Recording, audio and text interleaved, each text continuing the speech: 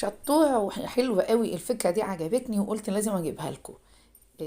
مش شرط تجيبي ستاند للتصوير، او لو انت حتى عايزة تتفرجي على التليفون ومش مالكة. فكرة المكنسة دي من الافكار الحلوة جدا.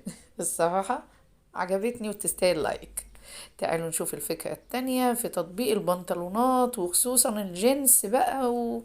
وبصوا، بترتيب وبخطوات يعني سهلة وبسيطة.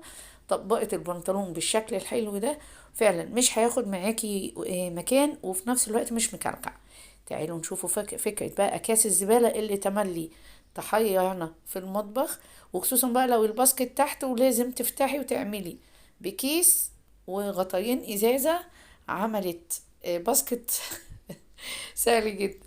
شايفين جميلة برضه. تعالوا بقى الأكياس دي بالذات للناس العاملات، يعني الستات اللي بتشتغل. الأكياس دي حلوة قوي، بتنفع للسوق.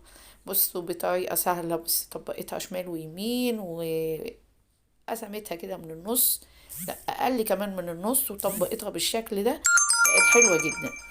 الفكرة حلوة، ولو عجبتكم لايك وشير.